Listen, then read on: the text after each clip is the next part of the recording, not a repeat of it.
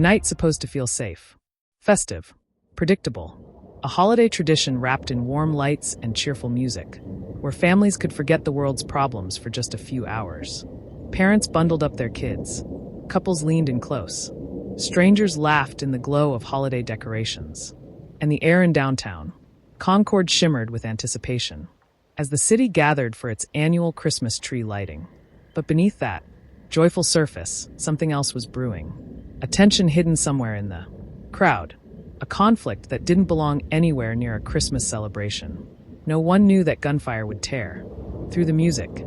No one knew that 4 people would collapse onto the pavement. No one knew that families would suddenly run for their lives as sirens began screaming toward the city center.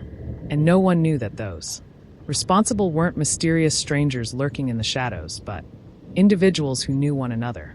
The event was meant to bring joy, community, and warmth. Instead, it brought chaos. The Concord Police Department would later call it senseless violence. A phrase that still lingers in the hearts of those who were there. A phrase that demands answers. This investigation into the Christmas tree lighting shooting is more than just an examination of one night. It is a look into the complicated threads that can unravel an entire community.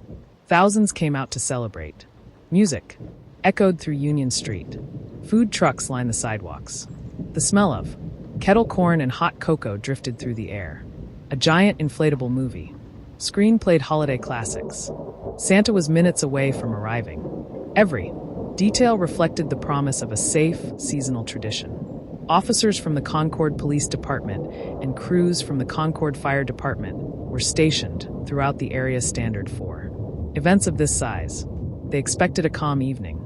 But at 7:30 p.m., the first sound cut through the music like a tear in the air.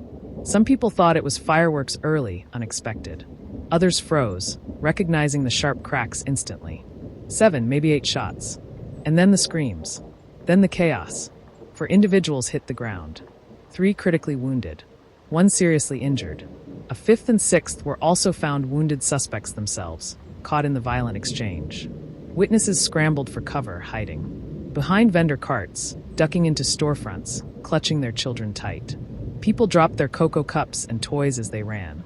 Some tripped. Some froze in place. Some cried, unable to comprehend how quickly a holiday celebration had turned into a mass panic. For a moment, Concord was pulled into a nightmare. No one imagined for a family-friendly event. Police rushed toward the sound. EMTs sprinted to the victims. Officers secured the area, shouting for the crowd to move away from the plaza. Within minutes, detectives began assembling the first pieces of the truth. This wasn't an attack on the crowd. It wasn't random. It wasn't terrorism or a stranger targeting families. According to the Concord Police Department, the individuals involved knew each other. That single revelation changed everything. The suspects didn't come to randomly destroy a holiday event. They came carrying a conflict already burning between them. 3 suspects were quickly identified. The first was Nasir Ahmad Bostic, 18. Investigators believe he was one of the shooters and one of those wounded. He wasn't a bystander swept into violence. He was a participant. The second was a juvenile, critically injured, believed to have fired the first shots. Due to his age, his identity remains sealed, but the charges he faces are severe: assault with a deadly weapon with intent to kill, inciting a riot, and discharging a firearm in a crowded public space. And then the third suspect, Kivion Rayshawn Bostic, 17. Not a shooter, but accused of being an accessory after the fact and contributing to the unrest. Charged as an adult, his involvement raises as many questions as it answers. The community wants to know the truth. What could have triggered this violence? Was it a long-standing feud? A sudden argument? Gang-related tensions? A dispute that escalated far too quickly? Or was something brewing long before anyone arrived at the Christmas event? Police say the suspects knew each other, but knowing each other leaves room for countless possibilities. Personal histories, old grudges, social media, arguments, a fight over loyalty, pride, or something bigger. The silence from the suspects is deafening. They are alive. They survived. They could speak. They could explain. But so far, they haven't offered clarity. Meanwhile, investigators are digging. Deeper, examining witness videos frame by frame, reviewing security footage, scanning social media, and interviewing anyone who stood close enough to see. The events unfold. Police have even called on the public to submit any photos or videos taken that night, reminding everyone that sometimes the smallest, overlooked detail can expose the biggest truth. But for now, the motive remains hidden, and senseless violence feels like the closest thing to an explanation. Concord residents are shaken. Parents who witnessed the shooting say their children still flinch at loud sounds. Some families say the memory of that night plays over and over. A community celebration once, symbolizing unity, now feels tied to trauma. And the hardest part? No one knows whether this violence was an isolated conflict or a sign of something deeper, happening beneath the surface.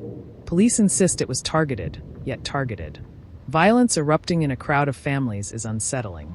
If two individuals were willing to pull guns at a Christmas event, what level of conflict were they carrying before they arrived?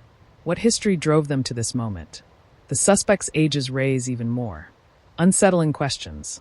These are not hardened criminals in their 30s or 40s. They are teenagers, 17, 18, young, armed, and connected. How did they get the weapons? Why bring them to a holiday ceremony? What were they expecting to happen that night? Were others involved? Was someone else supposed to be targeted? The city wants answers the victims need them, and the investigators are slowly piecing the truth together. But the process is long, and parts of the story are still missing. Beyond the immediate tragedy, this event reflects a larger, troubling trend: conflicts spilling into public celebrations, private disputes exploding into violence, and the growing sense that even the most innocent gatherings are not sheltered from personal tensions. The Concord Police Department has pledged transparency and continues updating the public. Still, truth takes time, especially when those who know the most refuse to speak. What was exchanged in those final moments before the shots were fired? What message, argument, or spark pushed everything over the edge? What secret was powerful enough to erupt into gunfire at a Christmas tree lighting? These questions still hang in the air. 3 suspects. For victims, one city forever changed. As detectives work day and night, peeling back every detail, reviewing every second of footage, interviewing every witness, the truth draws closer.